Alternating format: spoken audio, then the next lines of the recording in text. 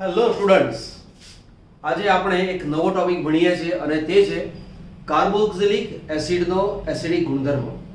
આજનો ટોપિક એટલો બધો હાઈ ક્લાસ છે અને એમાંથી એમસીક્યુ પણ પૂછાવાની શક્યતાઓ બહુ જ હોય છે. એસિડિક પ્રબળતાનો ચડતો ક્રમ, ઉતરતો ક્રમ. આખો વિડીયો બરાબર શાંતિથી પૂરેપૂરો જોવાનો, જેનાથી તમને ઘણી બધી વસ્તુ આવડશે. બરાબર? જે કાર્બોક્સિલિક એસિડ છે એમાં R C double bond OH આપેલો છે. એ એસિડિક ગુણધર્મ ક્યારે ધરાવે? O અને H વચ્ચેનો બંધ તૂટી જાય, એટલે કે OH બંધ તૂટી જાય અને આ H+ આપણને પ્રાપ્ત થતો હોય તો તે એસિડિક ગુણધર્મ દર્શાવે છે તેવું કહેવાય. હવે એવું ક્યારે કરે તેની સમજ લઈએ આપણે. ઉદાહરણ તરીકે મારી પાસે છે RCOH અને પ્લસ M એવું લખું છું. M એ શું છે? સક્રિય ધાતુ. સક્રિય ધાતુમાં કોણ હોય? તો સોડિયમ, પોટેશિયમ પણ હોઈ શકે, ઝિંક પણ હોઈ શકે, મેગ્નેશિયમ પણ હોઈ શકે, કેલ્શિયમ પણ હોઈ શકે. આવી કોઈ ધાતુ સાથે પ્રક્રિયા કરે તો બને એવું કે આ હાઇડ્રોજન દૂર થઈ જાય, એટલે અહીંયા R, આ છે COO, બરાબર, આ M અહીંયા જોડાઈ ગયો એટલે M અને પ્લસ H2 મુક્ત થાય. હવે M ની સંયોજકતા કઈ છે એને આધારે આ સમીકરણને બેલેન્સ કરીએ. માની લો કે આપણે આવું સમીકરણ લખું છું, અહીંયા લખું છું 1/2. ઉદાહરણ તરીકે લખું છું CH3 COOH. પદાર્થનું નામ છે એસિટિક એસિડ. તેની સોડિયમ ધાતુ સાથે પ્રક્રિયા કરીએ છીએ. તો આ પ્રક્રિયા દરમિયાન હાઇડ્રોજન દૂર થાય તો CH3 COO, તેની સાથે જોડાયો Na, નામ તેનું છે સોડિયમ એસિટેટ, અને હાઇડ્રોજન મુક્ત થયો અને H2 ગેસ તરીકે મુક્ત થઈ જાય છે. હવે અહીંયા મારે બેલેન્સ કરવું હોય તો કાં તો મારે 1/2 લખવો પડે. એવું કરવું નથી તો 1/2 લખ્યા પછી આખા સમીકરણને 2 વડે ગુણો તો અહીંયા 2 વડે લો, અહીંયા 2 વડે ગુણો, અહીંયા 2 વડે ગુણો અને 2 વડે ગુણો એટલે આ નીકળી જશે. તો આ સમીકરણ બન્યું. તો આ સમીકરણની અંદર સોડિયમ સાથે પ્રક્રિયા કરીને હાઇડ્રોજન મુક્ત કરે છે. એ પ્રક્રિયા દરમિયાન O અને H વચ્ચેનો બંધ તૂટે છે. માટે આ સમીકરણની અંદર કાર્બોક્સિલિક એસિડ પોતાનો એસિડિક ગુણધર્મ દર્શાવે છે તેવું કહેવાય. ફરી લઈએ. CH3 C double bond OH, એની પ્રક્રિયા લઉં છું NaOH સાથે. NaOH જેનું નામ છે સોડિયમ હાઇડ્રોક્સાઇડ. સોડિયમ હાઇડ્રોક્સાઇડ એ પ્રબળ બેઝ છે, બરાબર. એસિટિક એસિડ એ નિર્બળ એસિડ છે. પ્રક્રિયા દરમિયાન અહીંયાથી દૂર થાય H, અહીંયાથી દૂર થાય OH, તો નિપજ શું મળે? CH3 COO, CH3 C double bond O, ફરી ઓક્સિજન, પછી આવ્યું Na અને પ્લસ H2. આ પ્રક્રિયા દરમિયાન પણ O અને H વચ્ચેનો બંધ તૂટે છે, એટલે કે આ પદાર્થ પોતાનો H+ આપી દે છે. માટે તે એસિડિક ગુણધર્મ દર્શાવે છે તેવું કહેવાય. આલ્કોહોલ પણ આ રીતે સોડિયમ સાથે રિએક્શન કરતું હોય છે. જેમ કે મારી પાસે છે CH3 CH2OH, પદાર્થનું નામ છે ઇથેનોલ, અને જો તેની સોડિયમ સાથે પ્રક્રિયા લો તો આ પ્રક્રિયા દરમિયાન હાઇડ્રોજન મુક્ત થાય તો CH3 CH2ONa અને પ્લસ H2 ગેસ અહીંયા 1/2 આવે. પરંતુ એક કામ કરીએ આપણે, અહીંયા 2 વડે ગુણો, 2 વડે ગુણો અને 2 વડે ગુણો તો અહીંયા પણ O અને H વચ્ચેનો બંધ તૂટે છે. એટલે કે ઇથેનોલ એ પોતાનો એસિડિક ગુણ દર્શાવે છે. ફિનોલ લઈએ. ફિનોલમાં પણ O અને H ગ્રુપ આપેલું છે. ફિનોલની પ્રક્રિયા તમે સોડિયમ સાથે લો તો રિએક્શન આવું બને. અહીંયા બન્યું O Na plus 1/2 H2 gas. તો અહીંયા ફિનોલ સોડિયમ સાથે પ્રક્રિયા કરે છે અને માટે તે એસિડિક ગુણધર્મ દર્શાવે છે તેવું કહેવાય. જો ફિનોલની પ્રક્રિયા NaOH સાથે લઈએ છે, NaOH એ પ્રબળ બેઝ છે, આ છે નિર્બળ એસિડ. અહીંયાથી દૂર થાય H, અહીંયાથી દૂર થાય OH, તો શું રહ્યું? બેન્ઝીન. અહીંયા છે ઓક્સિજન, અહીંયા છે Na પ્લસ H અને OH વચ્ચે પ્રક્રિયા થઈ તો બની ગયું H2. આનું નામ છે સોડિયમ ફિનોક્સાઇડ. શું નામ થયું તેનું? Sodium phenoxide.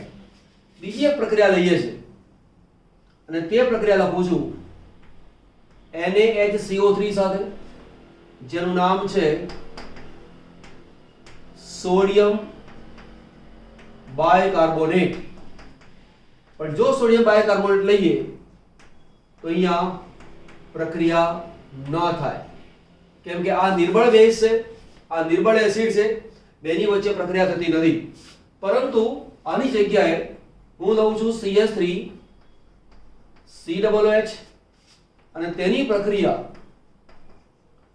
NaHCO3 સાથે લઉં છું તો નિપજ મને મળે છે CH3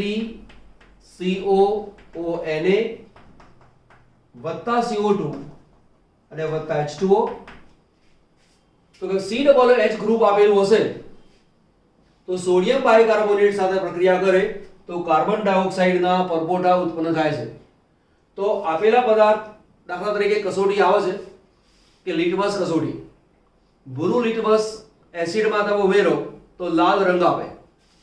તો ફિનોલ છે એમાં તમે ભૂરું લિટમસ ઉમેરો તો લિટમસ ભૂરા રંગમાંથી લાલ રંગ બની જાય, માટે એસિડિક ગુણધર્મ દર્શાવે છે. CH3 COOH એમાં તમે ભૂરું લિટમસ નાખો, એ પણ ભૂરામાંથી લાલ બનાવી દે છે, તો આ પણ પોતાનો એસિડિક ગુણધર્મ દર્શાવે છે. એટલે બંને એસિડિક છે, પરંતુ બંનેની એસિડિકતામાં ફેર છે. જેમ કે આની અંદર NaHCO3 નાખું છું તો કાર્બન ડાયોક્સાઇડ વાયુના ઉભરા મળે છે, અહીંયા પ્રક્રિયા થતી નથી. એટલે જો NaHCO3 સાથે પ્રક્રિયા થવાથી કાર્બન ડાયોક્સાઇડ ઉત્પન્ન થતો હોય તો સમજી લેવાનું કે તેમાં COOH ગ્રુપ આવેલું છે. એટલે એસિડિક તો છે, પરંતુ આ એસિડિક છે એ COOH ને કારણે નથી, જ્યારે આ જે એસિડિક છે એ કોને કારણે છે? COOH ને કારણે. બરાબર. હવે કોઈ પણ પદાર્થ એસિડ આપેલો છે નું સમીકરણ લખું છું અહીંયા CH3 COOH. તેનું આયનીકરણ થાય છે, તેની પ્રક્રિયા લખું છું પાણી સાથે. નિર્બળ એસિડ છે, સંતુલન તપાસે, આનો H પાણીના અણુને મળે, પરિણામે મળે CH3 COO O- અને પ્લસ H3O+. આ જે છે એનું નામ છે કાર્બોક્સિલેટ આયન. આનું નામ શું બની ગયું? Carboxylate ion. આ કાર્બોક્સિલેટ આયન એની રચના તમે સમજો. અહીંયા છે CH3 C double bond oxygen, ફરી ઓક્સિજન, અહીંયા છે 2 4 અને 6 ઇલેક્ટ્રોન, આ છે માઈનસ. આ છે કાર્બોક્સિલેટ આયન. કાર્બોક્સિલેટ આયનની અંદર સંસ્પંદન થાય છે. કેવી રીતે? આ ઇલેક્ટ્રોન આ ઓક્સિજન પાસે જાય તો આ ઇલેક્ટ્રોન કાર્બન અને ઓક્સિજનની વચ્ચે આવે તો રચના શું બને? CH3, અહીંયા છે C, અહીંયા ઓક્સિજન, અહીંયા ઓક્સિજન.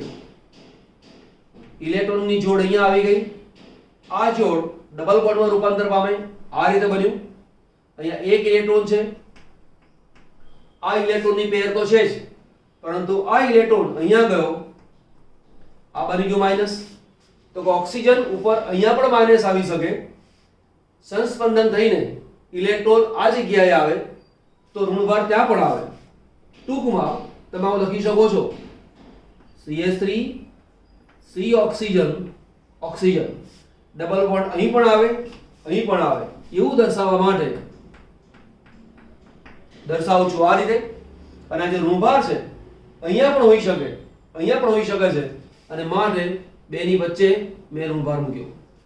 તો આ જે કાર્બોક્સિલેટ આયન છે સંસ્પંદનને કારણે કાર્બોક્સિલેટ આયનની સ્થિરતા વધે છે અને જો કાર્બોક્સિલેટ આયનની સ્થિરતા વધતી હોય તો તે પદાર્થ એસિડ તરીકે વર્તાય છે. બરાબર. શું ભણ્યા આપણે? કાર્બોક્સિલિક એસિડનો એસિડિક ગુણધર્મ ભણીએ છીએ કે જેમાં O અને H વચ્ચેનો બંધ તૂટી જાય છે, H+ મુક્ત થઈ જાય છે. આપેલો પદાર્થ H+ આપતો હોય તો તે પદાર્થ એસિડ છે તેવું કહેવાય. તો H+ આપી શકે એવા પદાર્થની અંદર કાર્બોક્સિલિક એસિડ RCOOH CH3COOH છે, ફિનોલ પણ છે અને આલ્કોહોલ પણ છે. આટલો નોંધ કરી લો. પછી આપણે સરખામણી કરીએ કે કોણ વધુ સારો એસિડ છે અને કેમ. ઓકે, ચલો એસિડ નું આયનીકરણ લઈએ તો અહીંયા બને RCOO-. આનો H પાણીને પ્રાપ્ત થાય તો ત્યારબાદ મળ્યું આપણને H3O+. અહીંયા લખું છે AQ, આ પણ છે AQ, આ છે લિક્વિડ ફોર્મ જલીય દ્રાવણ છે માટે Q. એનો આયનીકરણ લખવું એટલે K ઇક્વિવેલેન્ટ, આને કહીશું સંતુલન અચળાંક.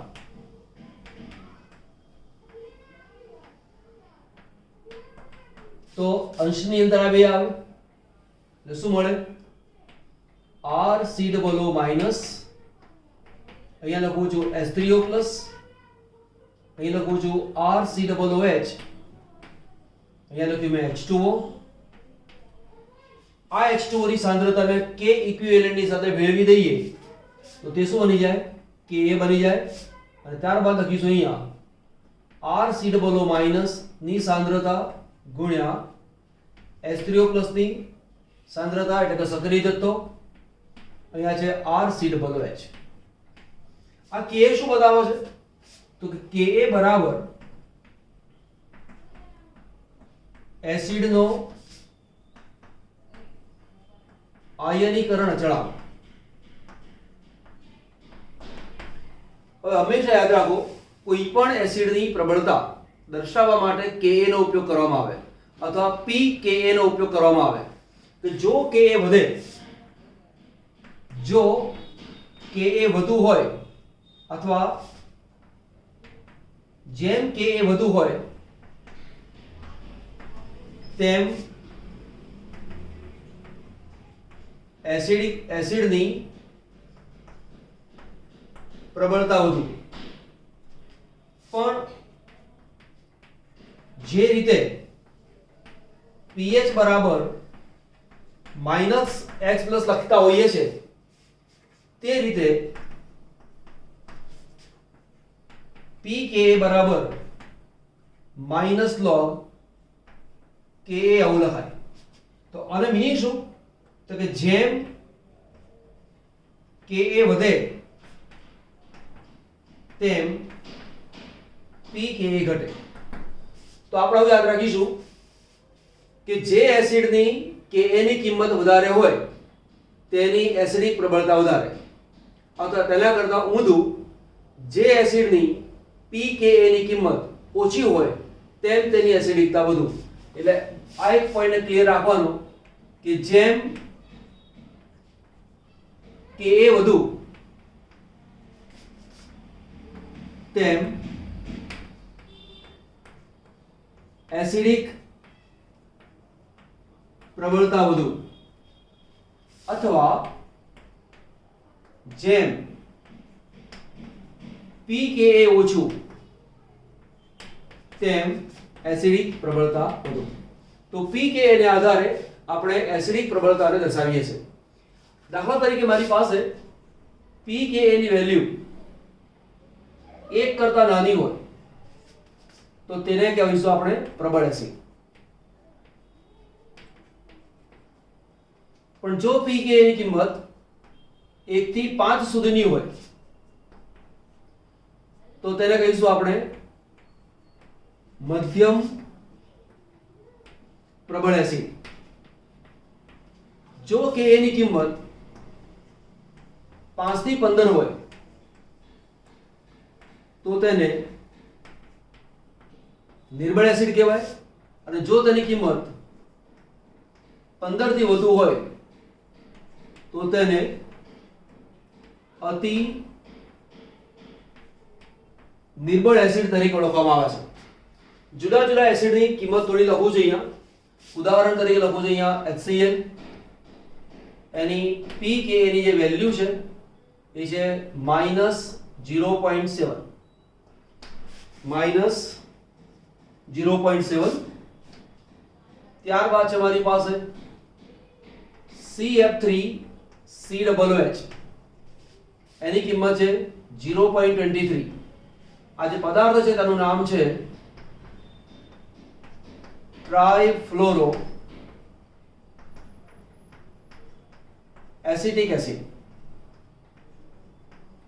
નામ શું બન્યું? ટ્રાઇફ્લોરો એસિટિક એસિડ. એવું નામ કેમ છે તો જુઓ, CH3COOH એને કહેવાય છે એસિટિક એસિડ. એમાંથી 3 H કાઢી નાખ્યા અને મૂકી દીધા છે F, તો તેનું નામ થઈ ગયું ટ્રાઇફ્લોરો એસિટિક એસિડ. ત્યાર પછી મારી પાસે છે C6H5COOH. એની કિંમત છે 4.21, જેનું નામ છે બેન્ઝોઇક એસિડ. CH3COOH એની કિંમત છે 4.76, જેનું નામ છે એસિટિક એસિડ. આ જે એસિડ છે એને આપણે ખનિજ એસિડ કહીશું. ખનિજ એસિડમાં કોણ કોણ હોઈ શકે? ખનિજ એસિડ એટલે કે HCl, HNO3, H2SO4, આ બધાને ખનિજ એસિડ કહેવાય. આ કિંમત HCl ને છે, HNO3 કે H2SO4 ની નથી, તેનું ધ્યાન આપજો. આ કિંમત મળી. ત્યાર પછી મારી પાસે છે ફિનોલ. એની કિંમત છે લગભગ 10, અને ત્યારબાદ છે મારી પાસે ઇથેનોલ. તો એની કિંમત છે લગભગ 100. હવે આ જે કિંમતો છે, કિંમતો કદાચ તમને યાદ ના રહે, પણ તમારે ખાસ યાદ રાખવાનું શું છે? એસિડિક પ્રબળતાનો ક્રમ. આડાઆવડી કિંમત આપેલી હોય અથવા ઇથેનોલ આ અને આ એવું આપેલું હોય અને તેના ઉપરથી કયો એસિડ અથવા એવું કે નીચે આપેલા એસિડને તેની એસિડિક પ્રબળતાના ચડતા ક્રમમાં ગોઠવો. એક રીતે પૂછે એસિડિક પ્રબળતાના ઉતરતા ક્રમમાં ગોઠવો. ત્રીજી રીતે પૂછે તેમની Ka ની કિંમતના ચડતા ક્રમમાં ગોઠવો, અથવા pKa ના મૂલ્યના ચડતા ક્રમમાં ગોઠવો, pKa ના મૂલ્યના ઉતરતા ક્રમમાં ગોઠવો. આવા જુદા જુદા પ્રકારના પ્રશ્નો પૂછી શકાતા હોય છે, એનું ધ્યાન રાખી લેવાનું. તો આ એસિડિક પ્રબળતાનો ક્રમ તમારે યાદ રાખવાનો. આ જે છે બધા જ કાર્બોક્સિલિક એસિડમાં સૌથી પ્રબળ છે. કાર્બોક્સિલિક એસિડ એટલે કે RCOOH ગ્રુપ ધરાવનારા જે પદાર્થો છે એ બધાની અંદર આની એસિડિકતા સૌથી વધારે છે. હવે એવું કેમ છે એનું કારણ શીખવાનું બાકી છે. ત્યાં સુધી આપણે સ્ક્રીનશોટ લઈ લો. ચલો કોઈ પણ પદાર્થ એસિડ છે અને એસિડિક પ્રબળતા માટે શું જોવાય? તો એસિડના સંયુગ્મ બેઝ ની સ્થિરતા કેટલી વધારે છે. જે સંયુગ્મ બેઝ છે એના માટે આપણે શબ્દ વાપરીશું કાર્બોક્સિલેટ આયન.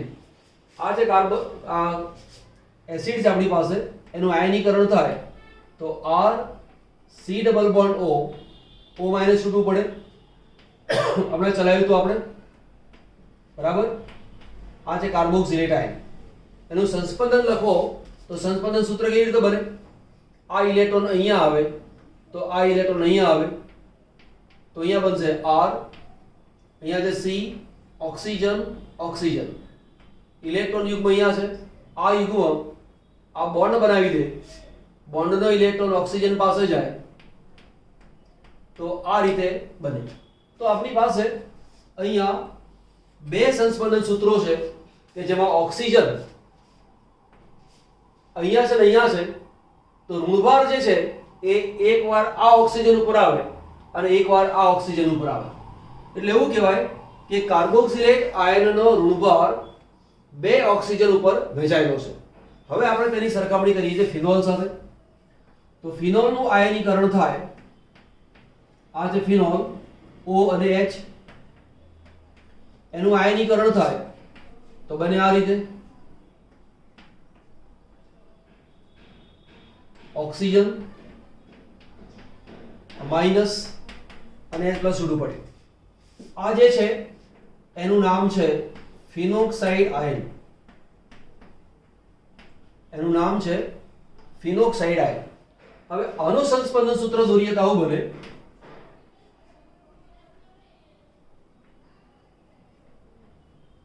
અહીંયા છે ઓક્સિજન, આ છે ઇલેક્ટ્રોનની જોડ અને માઇનસ. સંસ્પંદન દરમિયાન એવું બને કે આ ઇલેક્ટ્રોનની જોડ O અને કાર્બન વચ્ચે આવે, તો આ જે ડબલ બોન્ડનો ઇલેક્ટ્રોન છે એ આ ખૂણા ઉપર આવે, તો તેમાંથી રચના શું બને?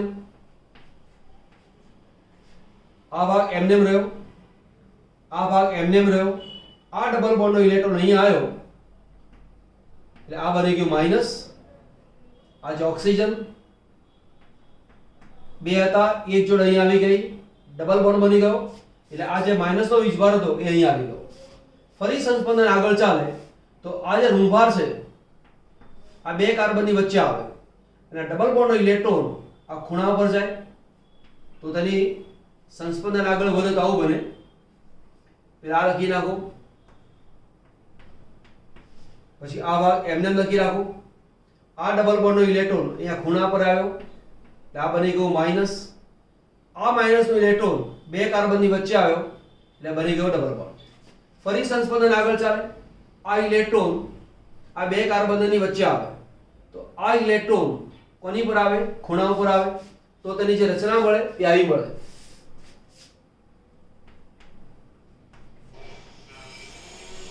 આ છે ઇલેક્ટ્રોન, આ ઇલેક્ટ્રોનની જોડ અહીંયા આવી, ડબલ બોન્ડનો ઇલેક્ટ્રોન આ ખૂણા પર આવ્યો, આ જે રચના છે એ એમને મૂકી દીધી આપણે. ફરી સંસ્પંદન આગળ ચાલે તો આ ઇલેક્ટ્રોન એમને રહ્યો, આ ઇલેક્ટ્રોનની જે જોડ છે એ આ બે કાર્બન વચ્ચે આવે એટલે આ રીતે બને, અને આ ઇલેક્ટ્રોન છે એ આની પર આવે તો આ બન્યું. તો અહીં તમે જુઓ 1 2 3 4 અને 5 રચનાઓ પ્રાપ્ત થઈ. અહીંયા માત્ર આ તો મૂળ સ્વરૂપ છે, તો સંસ્પંદનના જે સૂત્રો છે એમાં 1 2 3 અને 4. અહીંયા કેટલા છે? 1 અને 2. તો આના કરતા આની અંદર સંસ્પંદન વધુ છે. જે રચનામાં સંસ્પંદન રચના વધુ હોય એની સ્થિરતા સામાન્ય રીતે વધારે હોય. જો એવું છે તો આના કરતા આની સ્થિરતા વધારે છે, અને જો આ કાર્બોક્સિલેટ આયન કરતા ફિનોલેટ આયનની સ્થિરતા વધારે હોય તો આ એસિડ કરતા ફિનોલ એટલે કે ફિનોલ વધુ પ્રબળ એસિડ હોવું જોઈએ, પરંતુ એવું નથી. આના કરતા આ વધુ પ્રબળ એસિડ છે. તો કારણ તરીકે પૂછાય છે કે કેમ? તો બરાબર સમજાવું છું, સમજો. પહેલા તમારા રચના તો દોરવાની. હવે તમે જુઓ કે ઋણભાર વહેંચાય છે ક્યાં? તો અહીંયા અગત્યનો મુદ્દો એ છે કાર્બોક્સિલેટ આયનમાં ઋણભાર બે ઓક્સિજન પરમાણુઓ ઉપર વહેંચાય છે. બરાબર? જ્યારે અહીંયા શું છે?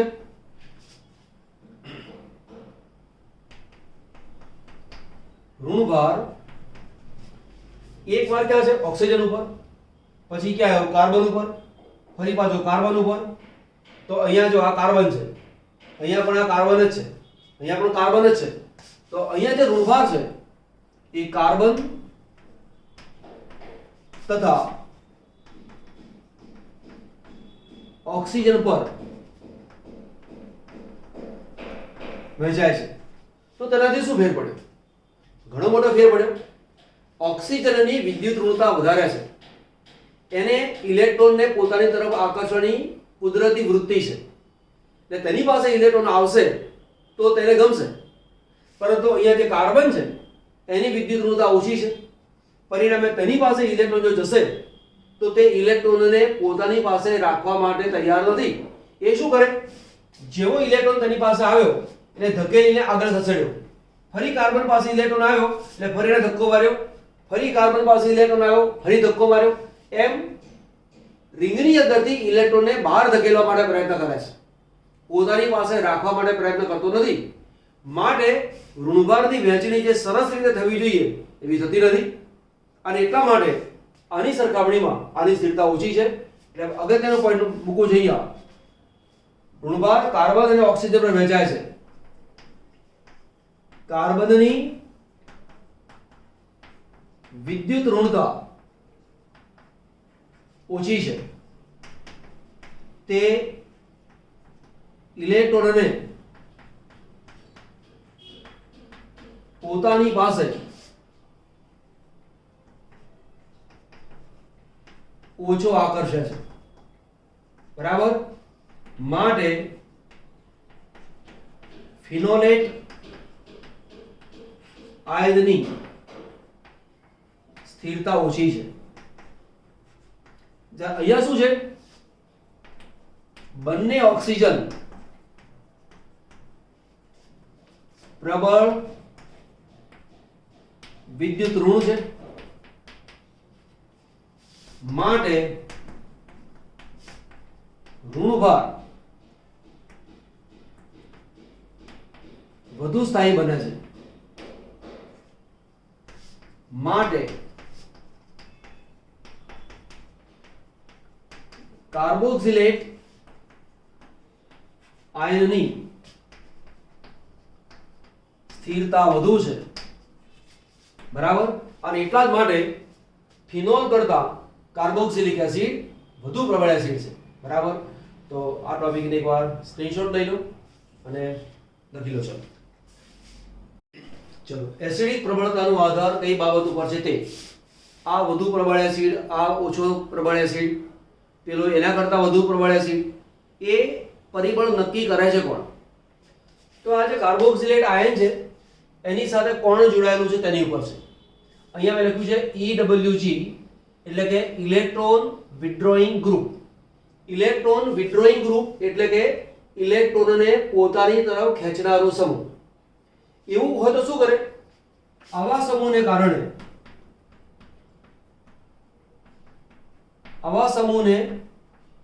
કારણે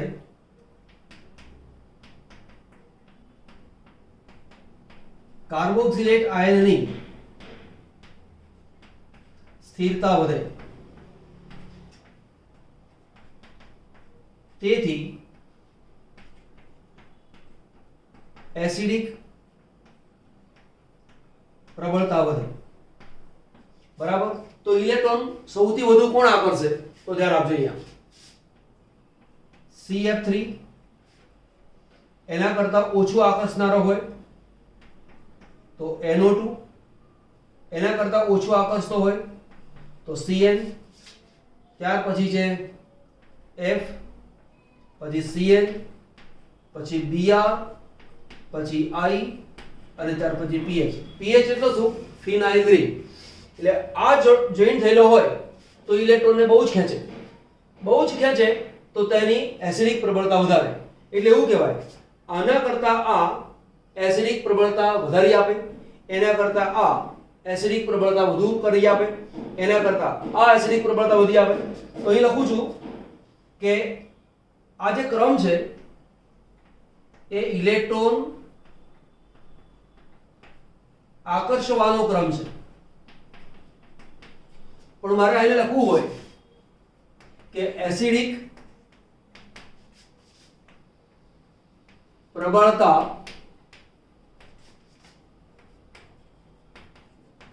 વધારી આપવાનો ક્રમ, એવું મારે ક્રમ લખવું હોય તો ફિનાઇલ એના કરતા I એસિડિક પ્રબળતા વધારી આપે, એના કરતા Br, એના કરતા Cl, એના કરતા વધુ F, F કરતા વધુ Cl, એના કરતા વધુ NO2 અને એના કરતા વધુ CH3. આ ક્રમની અંદર એસિડિક પ્રબળતા વધારી આપે. અહીંયા કોણ છે? Electron withdrawing donating group. આ શું કરે? ઇલેક્ટ્રોન ખેંચી લે. એટલે તીરની નિશાની મૂકું છું આ બાજુ. ઇલેક્ટ્રોન ડોનેટિંગ ગ્રુપ એટલે કે ઇલેક્ટ્રોનનું દાન કરનારો સમૂહ. ઇલેક્ટ્રોનનું દાન કરે એટલે કે તીરની નિશાની આ બાજુ. જેમ ઇલેક્ટ્રોનનું દાન વધે તેમ કાર્બોક્સિલેટ આયનની સ્થિરતા ઘટે. માટે એસિડિક પ્રબળતા ઘટે. તેવું કોણ કરે? તો દાખલા તરીકે મારી પાસે છે CH3, એ પોતાનો ઇલેક્ટ્રોન પ્લસ I અસરથી આપે. પણ માનો કે મારી પાસે આવું છે CH3CH, આ રીતે છે CH2. તો અહીંયા જે 3 H છે આમ લખું છું C H H અને H, બરાબર. બીજું લખું છું અહીંયા C, H ની જગ્યાએ લખ્યો મેં CH3, આ H એમને એમ રાખ્યો, આ H એમને એમ રાખ્યો. ફરીવાર અહીંયા CH3 છે, આ H છે એની જગ્યાએ મૂકું છું CH3, આ H એમને એમ રાખ્યો. ફરીવાર લખું છું C, CH3 CH3 અને CH3. હવે શું બને? ઇલેક્ટ્રોન દાતા પ્લસ I ની અસર તમે જુઓ તો પ્લસ I અસર, તે ઉપરાંત હાઇપર કોન્જુગેશન. તો આ બાજુ, આ બાજુ ને આ બાજુ, 3 બાજુથી ઇલેક્ટ્રોન મળે અને એ ઇલેક્ટ્રોન આને આપે. આ જગ્યાએ આવી રચના આપેલી હોય તો અહીંયાથી પણ ઇલેક્ટ્રોન મળે, આ બાજુથી પણ ઇલેક્ટ્રોન મળે, અહીંયાથી પણ ઇલેક્ટ્રોન મળે. 3 બાજુથી ઇલેક્ટ્રોન મળતા હોવાના કારણે અહીંયા ઋણભારનું પ્રમાણ વધી જાય. ઋણભારનું પ્રમાણ વધી જાય એટલે અહીંયા જો H+ આપેલો હોય તો H+ ને છટકવા ના દે, ખેંચી રાખે. અને જો H+ ને ખેંચી રાખે તો H ને આપવા ના દે, અને H આપવા ના દે તો એસિડિક પ્રબળતા તેની ઓછી થઈ જાય. તો આ બાજુથી આ બાજુ તમે જાઓ છો તો લખું છું આ જે ક્રમ છે એ એસિડિક પ્રબળતાને ઘટાડી આપવાનો ક્રમ છે. એટલે આ જે છે એના કરતા આ, આના કરતા આ, એના કરતા આ, એના કરતા એસિડિક પ્રબળતા ઘટાડી આપે. જ્યારે આના કરતા આ જાઓ છો તો એસિડિક પ્રબળતા વધારી આપે છે. હવે એનો ઉપયોગ કેવી રીતે કરાય એ આ નોંધ કરી લો, સ્ક્રીનશોટ લઈ લો, પછી એ શીખવાડું તમને. ચલો ક્વેશ્ચન છે આપણી પાસે કે નીચેના એસિડને તેમના pKa ના ઉતરતા ક્રમમાં ગોઠવો. pKa નો ઉતરતો ક્રમ એટલે શું? એસિડિકતાનો ચડતો ક્રમ, બરાબર. હવે આ વસ્તુ મેં રહેવા દીધી છે. pH કરતા I, એના કરતા Br, એના કરતા Cl, આ પ્રમાણે ઇલેક્ટ્રોન આકર્ષવાનો ગુણધર્મ વધતો જાય છે. હવે તમે જો અહીંયા CH માં F ઇલેક્ટ્રોનને આકર્ષે છે, અહીંયા Cl ઇલેક્ટ્રોન આકર્ષે છે, અહીંયા Cn ઇલેક્ટ્રોન આકર્ષે છે અને અહીંયા Br ઇલેક્ટ્રોન આકર્ષે છે. તમારે આ ભાગ છે એને કમ્પ્લીટ બરાબર બોડે કરી લેવાનો. તો આ બધાની અંદર એક F, Cl, આ અને Br, સૌથી વધુ ઇલેક્ટ્રોન કોણ આકર્ષે? તો Cn, બરાબર. તો આ જે C છે એની એસિડિકતા સૌથી વધારે, બરાબર. આનું કામ પૂરું થઈ ગયું. Cn પછી કોણ આવે? તો કે F, બરાબર.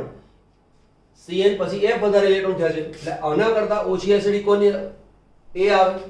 આનું કામ પૂરું થઈ ગયું. અહીંયા Cl છે, અહીંયા Br છે. ઇલેક્ટ્રોનને કોણ વધુ આકર્ષે બંનેમાં?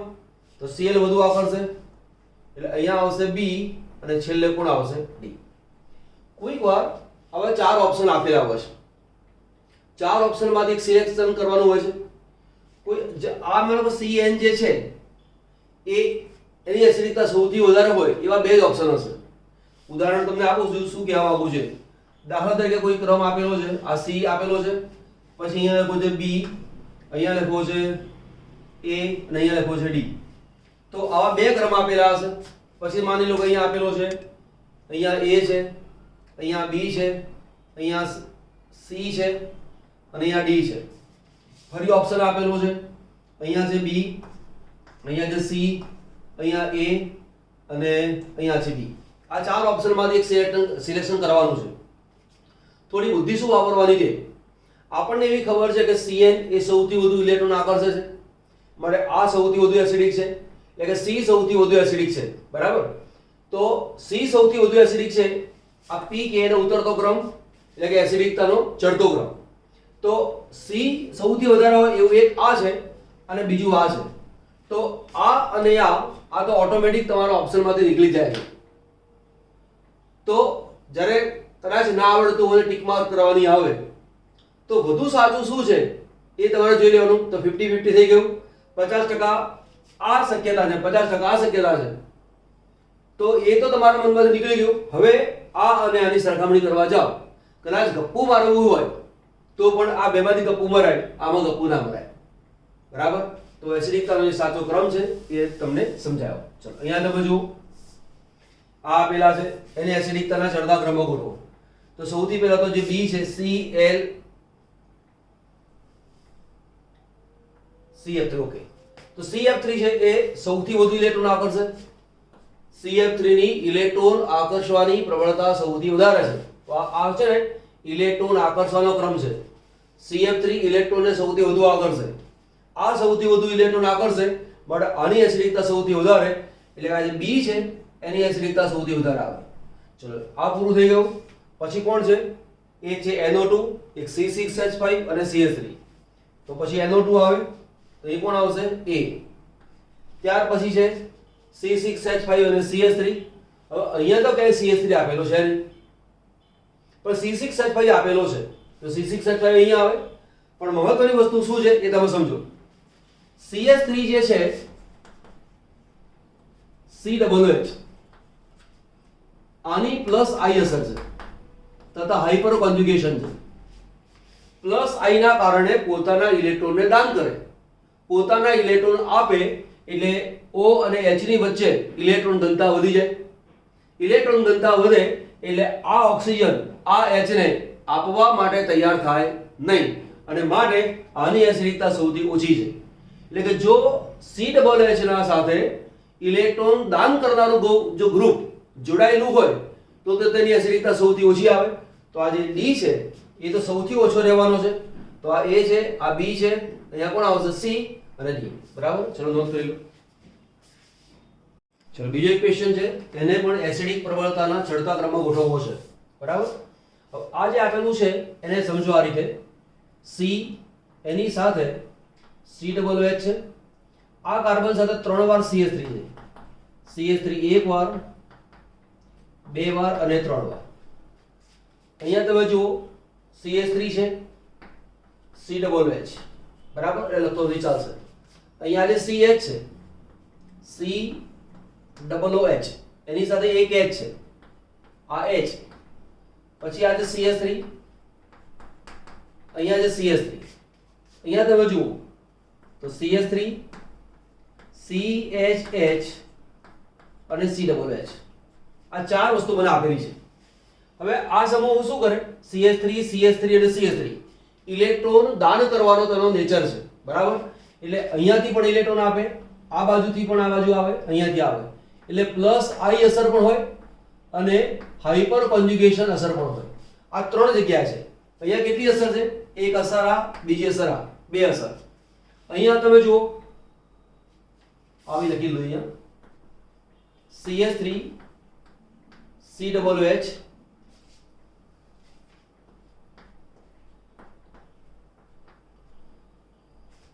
અહીંયા C ની સાથે H છે, C ની સાથે H છે, C ની સાથે H છે, એટલે અહીંયા કોઈ નવો CH3 જોડાયેલો નથી, એટલે આની અસર સૌથી ઓછી હશે.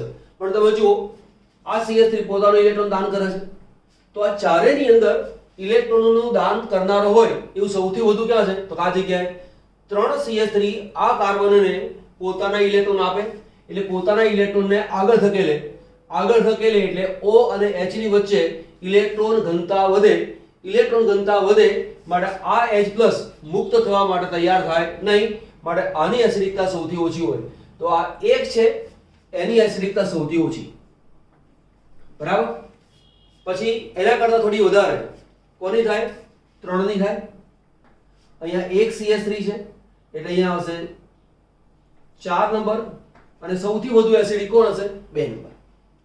તો આ છે તેનો એસિડિકતાનો ક્રમ. અહીંયા તમે જુઓ, અહીંયા પણ Cl છે, અહીંયા પણ Cl છે, અહીંયા પણ Cl છે.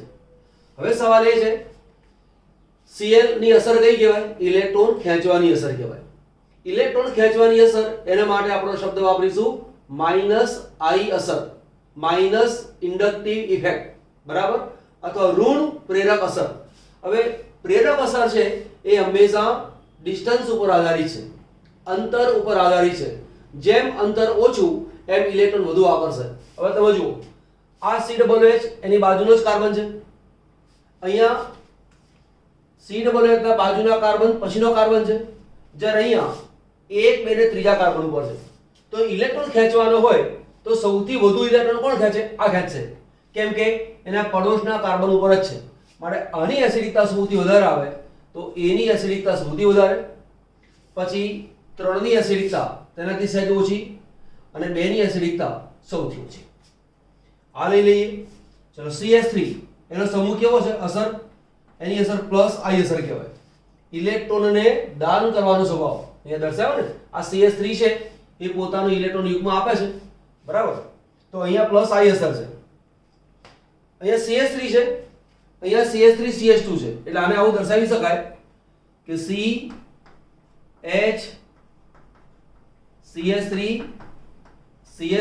સોરી H છે ને યાર, H COH. અહીંયા ઇથાઇલ ગ્રુપ છે, અહીંયા તમે જુઓ મિથાઇલ ગ્રુપ છે. મિથાઇલ ગ્રુપ કરતા ઇથાઇલ ગ્રુપની ઇલેક્ટ્રોન ડોનેટ કરવાની પ્રબળતા વધારે, માટે આ ઇલેક્ટ્રોન જેટલું આપે એના કરતા આ ઇલેક્ટ્રોનને વધુ આપે, માટે આના કરતા આની એસિડિકતા ઓછી. હવે જોઈએ આની જે રચના છે એ આ રીતે છે. બેન્ઝીન રિંગ, અહીંયા છે CH2, અહીંયા COH છે, જ્યારે અહીંયા બેન્ઝીન રિંગ અને COH છે. બરાબર, આ જે COH છે એને દર્શાવું છું આ રીતે, C ડબલ બોન્ડ O અને H. હવે તમે જુઓ, આ છે ડબલ બોન્ડ, પછી સિંગલ બોન્ડ, પછી double bond, double bond, single bond, double bond, single bond એવું એકાંતર આવતું હોય તો એના માટે શબ્દ વાપરીશું કોન્જ્યુગેશન છે. બરાબર. હવે જો કોન્જ્યુગેશન હોય તો આ ઇલેક્ટ્રોન અંદર તરફ આકર્ષાય. ઇલેક્ટ્રોન અંદર તરફ આવવાના કારણે O અને H ની વચ્ચે ઇલેક્ટ્રોન ઘનતા ઘટે. ઇલેક્ટ્રોન ઘનતા ઘટે માટે આની H આપવાની વૃત્તિ વધે. હવે તમે અહીંયા જુઓ, આ જગ્યા છે, આ જે કાર્બન છે એ કાર્બનમાં એવું છે કે COH અહીંયા છે, બેન્ઝીન રિંગ અહીંયા છે, વચ્ચે આવી ગયું CH2, માટે આની ઇલેક્ટ્રોન આકર્ષણની વૃત્તિની અસર આની પર એટલી બધી પ્રબળતાથી થઈ શકે નહીં. એટલે જો સૌથી વધુ એસિડિક ગણવા જઈએ તો સૌથી વધુ એસિડિક કોણ કહેવાય? 3. એ 3 સૌથી વધુ એસિડિક. એનાથી ઓછો કયો આવશે? 2 નંબર. હવે આ અને આ છે એની હરીફાઈ, તો CH3 ઇલેક્ટ્રોન દાન કરે એટલે કરતા CH3 CH2 ઇલેક્ટ્રોનને વધુ આપે, માટે અહીંયા O અને H ની વચ્ચે ઇલેક્ટ્રોનોનું પ્રમાણ વધી જાય. ઇલેક્ટ્રોનોનું પ્રમાણ વધી જાય તો H+ ની મુક્ત થવાની શક્યતા સૌથી ઘટી જાય, માટે એસિડિકતા ઓછી. તો 4 એ સૌથી ઓછો એસિડિક, અને અહીંયા કોણ છે? 1. તો આ તેનો એસિડિકતાનો ક્રમ થયો. ચલો નોટ કરો. ચલો ફરી વાર આપણી પાસે 4 પદાર્થો છે અને તેને એસિડિક પ્રબળતાના ચડતા ક્રમમાં ગોઠવવું છે. અહીંયા તમે જુઓ COH ગ્રુપ છે, એની સાથે જે કાર્બન જોડાયેલો છે એ કાર્બનનું સંકરણ છે sp. આની સાથે જે કાર્બન જોડાયેલો છે, કાર્બન સાથે બધા જ બોન્ડ સિંગલ છે માટે sp સંકરણ. આ જે કાર્બન છે એનું sp2 સંકરણ, આની રચના આ રીતે મૂકી છે. આ બેન્ઝીન સાથે જોડાયેલો કાર્બન છે અને એ કાર્બનનું સંકરણ છે sp2 સંકરણ. હવે કાર્બનની અંદર તમે જોવા જાઓ તો sp સંકરણ, sp2 સંકરણ અને sp3 સંકરણ. s કક્ષકનો જે ભાગ ગણો તો sp સંકરણમાં s કક્ષક 50% છે, sp2 માં 33.33% છે અને sp3 માં 25% છે. જેમ s લાક્ષણિકતા વધારે તેમ વિદ્યુત ઋણતા વધારે, એટલે કે sp ની વિદ્યુત ઋણતા સૌથી વધારે, એટલે કે sp3 કરતા sp2 કરતા sp સંકરણની વિદ્યુત સંકરણ ધરાવતા કાર્બનની વિદ્યુત ઋણતા સૌથી વધારે. તો એ રીતે વિચારવા જાઓ તો આ કાર્બનની વિદ્યુત ઋણતા સૌથી વધારે છે માટે આ ઇલેક્ટ્રોનને સૌથી વધુ પ્રબળતાથી આકર્ષે. ઇલેક્ટ્રોનને આકર્ષે માટે O અને H વચ્ચેનો બંધ નબળો પડી જાય અને H+ આસાનીથી મુક્ત થઈ જાય માટે આની એસિડિકતા સૌથી વધારે, એની એસિડિકતા સૌથી વધારે. ત્યારે sp3 સંકરણ આપેલું હોય, આ છે sp3 સંકરણ. sp3 સંકરણ એમાં વિદ્યુત ઋણતા સૌથી ઓછી છે માટે એની એસિડિકતા સૌથી ઓછી આવે, તો b ની એસિડિકતા સૌથી ઓછી આવે. હવે સવાલ એક આ છે અને એક આ છે. તો અહીંયા તમે જુઓ આના કરતા આમાં સંસ્પંદન વધારે છે. ડબલ સિંગલ, પછી ડબલ સિંગલ, ડબલ. અહીંયા માત્ર એક જ જગ્યાએ એવું છે, પછી આગળ ત્યાં સંસ્પંદન થતું નથી. તો અહીંયા સંસ્પંદનના કારણે સ્થિરતા વધી ગઈ માટે આના કરતા આની એસિડિકતા વધી ગઈ, એટલે d ની એસિડિકતા c કરતા વધી જાય, એટલે a એના કરતા ઓછું d, એના કરતા ઓછું c અને છેલ્લે આવશે આપણી પાસે b. અહીંયા 1 2 3 4 ગ્રુપ આપેલું છે. આ જે છે CH3 માં અસર કઈ જોવા મળે? પ્લસ I અસર, અને બીજી અસર જોવા મળે HC, એટલે કે હાઇપર કોન્જ્યુગેશન. હાઇપર કોન્જ્યુગેશન માં ઇલેક્ટ્રોન ડોનેટ કરે. હાઇપર કોન્જ્યુગેશન કેવી રીતે આવે? માનો કે બેન્ઝીન રિંગ છે,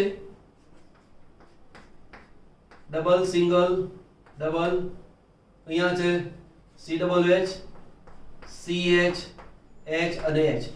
આનો ઇલેક્ટ્રોન આ જગ્યાએ આવે, એ જે વાત છે એને કહેવાય છે હાઇપર કોન્જ્યુગેશન. એથી H મુક્ત થઈ જાય, પછી આ ઇલેક્ટ્રોન સંસ્પંદનમાં આ ઇલેક્ટ્રોન અહીંયા જાય, પછી અહીંયા જાય, એવું બને. એ જે બાબત છે એને આપણે હાઇપર કોન્જ્યુગેશન તરીકે ઓળખીશું. અહીંયા CH3 જે છે એ પ્લસ I અસર અને HC હાઇપર કોન્જ્યુગેશન બંને અસર બતાવે છે. બંને રીતે ઇલેક્ટ્રોનને ડોનેટ કરે છે. અહીંયા NO2 ની અંદર માઈનસ I અસર છે અને માઈનસ M અસર છે. માઈનસ I અસર કેમ? કાર્બન કરતા નાઇટ્રોજનની વિદ્યુત ઋણતા વધારે છે માટે ઇલેક્ટ્રોન બહારની તરફ ખેંચે છે માટે તે અસરને કહેવાય માઈનસ I અસર. બીજું છે માઈનસ M અસર. તો માઈનસ M અસર શું છે સમજો.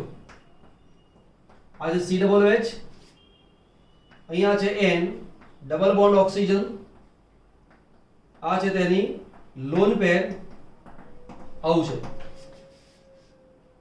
કાર્બનની સાથે એક પરમાણુ જોડાયેલો છે કે જે કાર્બન સિવાયનો પરમાણુ છે. એટલે કાર્બન સિવાયનો પરમાણુ ધરાવતું ગ્રુપ જે રેઝોનન્સ દ્વારા ઇલેક્ટ્રોનને બહાર ખેંચે છે, આ અસરને કહેવાય છે મેસોમેરિક અસર. જો ઇલેક્ટ્રોન ખેંચે તો તેને માઈનસ I અસર કહેવાય, ઇલેક્ટ્રોન ડોનેટ કરે તો તેને પ્લસ I અસર કહેવાય. માનો કે આપણી પાસે OCH3 હોત અને આને ઇલેક્ટ્રોન આની પાસે છે અને પોતાને ઇલેક્ટ્રોન આપે છે તો એને પ્લસ I અસર કહેવાય.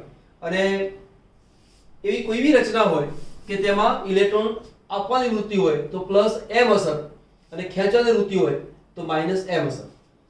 NO2 ગ્રુપ I અને M બંને અસરના કારણે ઇલેક્ટ્રોનને ખેંચે છે. ઇલેક્ટ્રોન ખેંચતો હોવાના કારણે O અને H વચ્ચેનો બંધ સૌથી નબળો પડી જાય માટે આની એસિડિકતા સૌથી વધારે, માટે A ની એસિડિકતા સૌથી વધારે. બરાબર. હવે બાકીની સરખામણી કરીએ. આ છે હેલોજન. કાર્બન કરતા Cl ની વિદ્યુત ઋણતા વધારે માટે માઈનસ I અસર જોવા મળે. લોન પેર ઇલેક્ટ્રોન છે, કાર્બન સિવાયનો પરમાણુ છે, એ ઇલેક્ટ્રોનને ડોનેટ કરે, એને કહેવાય છે પ્લસ એમ અસર. સામાન્ય સંજોગોમાં માઇનસ આઈ અસર એમ અસર કરતા ઓછી હોય. ફરીવાર, માઇનસ આઈ અસરનું મૂલ્ય એમ કરતા ઓછું હોય, પરંતુ હેલોજન માટે તેવું નથી. હેલોજન માટે પ્લસ એમ કરતા માઇનસ આઈ અસર વધુ છે. માટે ઓવરઓલ તે ઇલેક્ટ્રોન આકર્ષે છે. એટલે જે અહીંયા ઇલેક્ટ્રોન આકર્ષે છે, અહીંયા પણ ઇલેક્ટ્રોન આકર્ષે છે, પરંતુ સૌથી વધુ અહીંયા આકર્ષાય છે. આની કમ્પેરિઝનમાં અહીંયા ઇલેક્ટ્રોન ઓછો આકર્ષાય છે, કેમ કે અહીંયા માઇનસ આઈ અને પ્લસ એમ બંને અસર છે. તો આના કરતાં આની એસિડિકતા ઓછી, તો આના કરતાં આની એસિડિકતા ઓછી.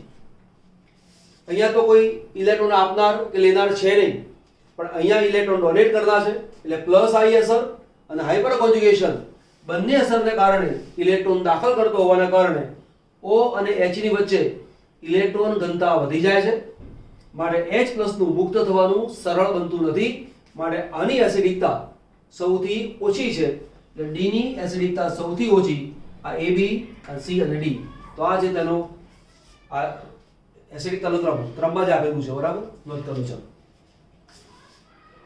આ પદાર્થોની વાત લઈ લઈએ. બેન્ઝોઇક એસિડ ઉપર NO2 છે, NO2 છે, NO2 છે, અહીંયા કંઈ નથી. બેન્ઝીનની સાથે બેન્ઝોઇક એસિડની સાથે જો NO2 ગ્રુપ લાગેલું હોય તો હંમેશા યાદ રાખવાનું NO2 ઇલેક્ટ્રોનને આકર્ષે. એટલે કે એકલા બેન્ઝોઇક એસિડ કરતા એની સાથે NO2 લાગે તો તેની એસિડિકતા સૌથી વધારે જ હોય. એટલે આના કરતા આ ત્રણની એસિડિકતા હંમેશા વધારે હોય. એક બહુ જ અગત્યની વાત કહું છું, તેને સમજો. જો બેન્ઝોઇક એસિડમાં ઓર્થો સ્થાન ઉપર કોઈ સમૂહ લાગેલો હોય, પછી તે ઇલેક્ટ્રોન દાન કરનારો સમૂહ છે કે ઇલેક્ટ્રોન આકર્ષનાર સમૂહ છે, એને જોવાનું નહીં. આ અસરને કહેવાય છે ઓર્થો ઇફેક્ટ. અને બેન્ઝોઇક એસિડના ઓર્થો સ્થાન ઉપર જો ગ્રુપ લાગેલું હોય તો એ ઓર્થો ઇફેક્ટને કારણે બધા કરતા સૌથી વધુ એસિડિક છે. માટે આની એસિડિકતા સૌથી વધારે આવે. આ વાતને બરાબર યાદ રાખજો, જેનું નામ છે ઓર્થો ઇફેક્ટ. બરાબર. આ બેની વચ્ચે H બંધ બનવું ના જોઈએ, તો તે સંજોગોની અંદર આની એસિડિકતા સૌથી વધારે હોય. જો આ માઇનસ H નીકળી જાય, અહીં એકલો ઓક્સિજન હોય અને આની અંદર હાઇડ્રોજન આવેલો હોય તો H બોન્ડ બનવાની શક્યતા રહે છે. તો તે વખતે એસિડિક પ્રબળતાનો ક્રમ બદલાઈ શકે છે. અહીંયા એવું નથી, તો તે સંજોગોમાં આની એસિડિકતા સૌથી વધારે છે. અહીંયા પણ ઓર્થો ઇફેક્ટ આવે છે, ધ્યાન આપજો. એટલે આની એસિડિકતા સૌથી વધારે. હવે NO2 ગ્રુપ અહીંયા મેટા ઉપર છે, અહીંયા NO2 પેરા ઉપર છે. બરાબર. આ પછી લઈશું આપણે. અહીંયા અસર કઈ આવે તો કે માઇનસ આઈ અસર આવે. અહીંયા અસર કઈ આવે તો કે માઇનસ આઈ અસર અને માઇનસ એમ અસર. તો અહીંયા પણ NO2 છે, અહીંયા પણ NO2 છે.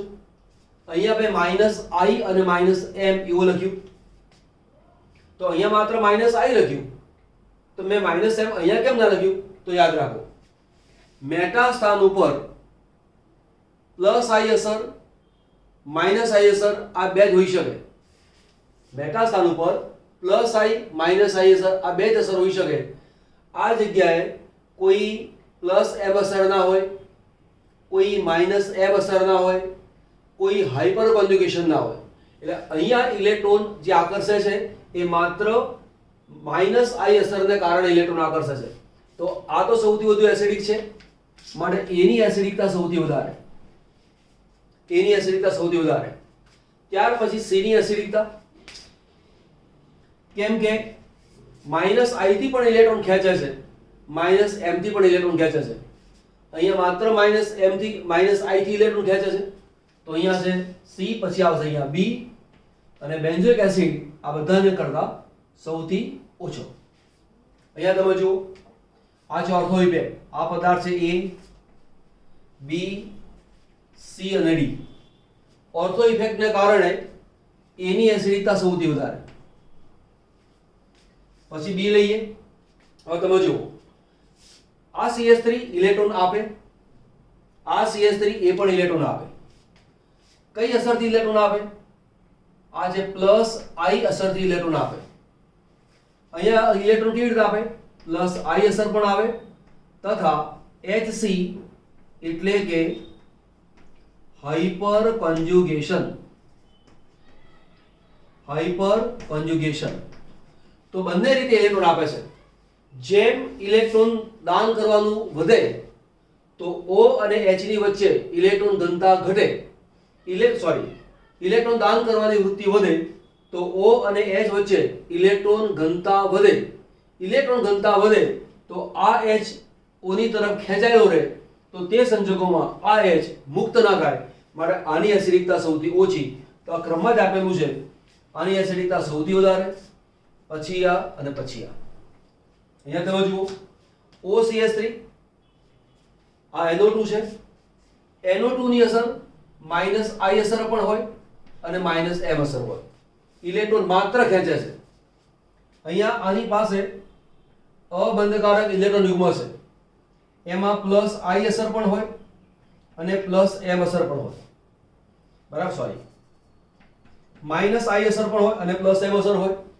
માઇનસ આઈ અસર કરતા પ્લસ એમ અસર વધારે હોય, માટે અહીંયા ઇલેક્ટ્રોન આપે, અહીંયા ઇલેક્ટ્રોન ખેંચી લે. અહીંયા ઇલેક્ટ્રોન આપતો પણ નથી કે ખેંચતો પણ નથી. પરિણામે આની એસિડિકતા સૌથી વધારે, કેમ કે ઇલેક્ટ્રોન ખેંચી લે છે. આના કરતા આની એસિડિકતા ઓછી, કેમ કે આ ઇલેક્ટ્રોન આપે છે. ઇલેક્ટ્રોન આપવાના કારણે O અને H ની વચ્ચે ઇલેક્ટ્રોન ઘનતા વધી જાય, H O તરફ આકર્ષાયેલો રહે, માટે આ એસિડ પોતાનો H+ આપતો નથી, માટે આની એસિડિકતા સૌથી ઓછી. તો આ છે તેનો એસિડિકતાનો ક્રમ. ઘણા બધા પ્રશ્નો કરાવડાયા છે. સ્વાધ્યાયમાં 2 પ્રશ્નો છે, એની પણ વાત કરી લઈએ એટલે એક ટોપિક કમ્પ્લીટ થઈ જાય. ચલો લઈ લો આટલો પોઈન્ટ. ટેક્સ્ટ બુક નો સ્વાધ્યાયનો પ્રશ્ન છે. Benzoic acid, 4 nitrobenzoic acid, 3,4 dinitrobenzoic acid અને 4 મિથોક્સી બેન્ઝોઇક એસિડ એસિડિક પ્રબળતાના ચડતા ક્રમમાં ગોઠવો. હવે જો, આ તો COOH ગ્રુપ છે. આ NO2 ઇલેક્ટ્રોન ખેંચનારો, 2 વાર NO2 ઇલેક્ટ્રોન ખેંચે છે. આ ઇલેક્ટ્રોન આપે છે. જે ઇલેક્ટ્રોન આકર્ષનારો હોય એ એસિડિક પ્રબળતા વધારી આપે.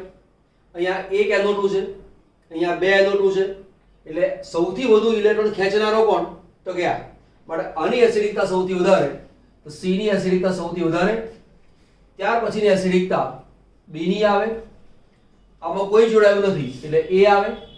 જ્યારે આ જે છે એ તો ઇલેક્ટ્રોન આપે છે, ઇલેક્ટ્રોન આપે એસિડિકતા ઘટાડી આપે, માટે D ની એસિડિકતા સૌથી ઓછી. અહીંયા તમે જુઓ, Br છે, અહીંયા કોઈ Br કે Cl જોડાયેલું નથી. વિચાર કરી શકો, Br એ ઇલેક્ટ્રોન ખેંચવા વાળો છે, જ્યારે આની સાથે જોડાયેલો CH3 એ ઇલેક્ટ્રોન આપવા વાળો છે. ઇલેક્ટ્રોન આપવા વાળો હોય એની એસિડિકતા ઓછી અને ઇલેક્ટ્રોન ખેંચવા વાળો હોય એની એસિડિકતા વધારે. હવે માઇનસ આઈ અસર તમે જુઓ તો આની Br છે ઇલેક્ટ્રોન ખેંચે એટલે માઇનસ આઈ અસર હોય. આ પણ ઇલેક્ટ્રોન ખેંચે એટલે માઇનસ આઈ અસર હોય. યાદ રાખો, માઇનસ આઈ અસર એ અંતર ઉપર આધારિત છે. બરાબર? તો અહીંયા કાર્બનની બિલકુલ નજીકમાં કાર્બન છે, એની પર Br જોડાયેલો છે. અહીંયા આની સાથે કાર્બન અને પછી, તો અહીંયા અંતર નજીક છે, અહીંયા અંતર થોડું દૂર છે.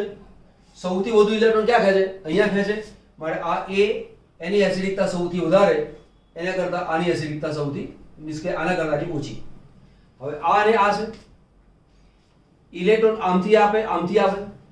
અહીંયા 1 2 ને 3 કાર્બન, 1 2 ને 3 કાર્બન, પણ અહીંયા આમ અને આમ નજીકથી ઇલેક્ટ્રોન આવે છે, જ્યારે અહીંયા 1 by 1 આવે છે. બરાબર? એટલે આના કરતા આની ઇલેક્ટ્રોન આપવાની વૃત્તિ વધી જશે. એટલે અહીંયા ઇલેક્ટ્રોન જેટલો મળે છે એના કરતા અહીંયાથી ઇલેક્ટ્રોન વધુ મળે. ઇલેક્ટ્રોન વધુ મળતો હોવાના કારણે આ બંધ સૌથી નબળો પડે, માટે આની એસિડિકતા સૌથી ઓછી હોય. તો C ની એસિડિકતા સૌથી ઓછી અને D ની એસિડિકતા અહીંયા. આ છે તેનો એસિડિકતાનો ક્રમ. આ સ્વાધ્યાયનો જ પ્રશ્ન છે. ચોપડીના લગભગ તમામ ક્વેશ્ચન આવી જાય એવું મેં શીખવાડેલું છે અને થોડુંક લોજિક વાપરો તો તમને ઘણી સારી રીતે આવડી જશે. અહીંયા એસિડિક પ્રબળતાનો ટોપિક છે આપણે કમ્પ્લીટ કર્યો છે. હું માનું છું કે તમને આ ટોપિક કર્યા પછી લગભગ ઘણી બધી વસ્તુ આવડશે. આવા તો કેટલાય પ્રશ્નો હોય છે, બધા પ્રશ્નોને કરી શકાયો નથી, પરંતુ શક્ય તેટલા બધા પ્રશ્નો મેં કરાવડાયા છે. બરાબર, ચલો નોંધ કરો. અહીંયા એક વસ્તુ સમજી લો, એક બીજી રીતે પણ કહી શકાય. આ જે H છે એને આપણે અહીંયા મૂકી દઉં છું, H અહીંયા, અને આ જે છે એક H અહીંયા અને એક H અહીંયા છે. આની સાથે જે કાર્બન જોડાયેલો છે એ કાર્બનની સાથે સિંગલ બોન્ડથી એક H જોડાયેલો છે, એટલે અહીંયા લખું છું એક હાઇપર કોન્જ્યુગેશન. ત્યારે આ કાર્બન સાથે બે H જોડાયેલા છે એટલે બે હાઇપર કોન્જ્યુગેશન. બરાબર, અથવા એક આલ્ફા H છે જ્યારે અહીંયા બે આલ્ફા H છે. આલ્ફા H કોને કહેવાય? આ કાર્બોનિલ કાર્બન, એનો પડોશનો જે કાર્બન છે એને કહેવાય છે alpha H, sorry alpha carbon. Alpha carbon સાથે જોડાયેલો H એને કહેવાય આલ્ફા H. તો અહીંયા એક આલ્ફા H છે, અહીંયા બે આલ્ફા H છે. એક આલ્ફા H કરતા બે આલ્ફા H માં હાઇપર કોન્જ્યુગેશન વધારે થાય, માટે ઇલેક્ટ્રોન આપવાની વૃત્તિ વધી જાય, માટે આના કરતા આની એસિડિક પ્રબળતા ઓછી થઈ જાય. ઓકે.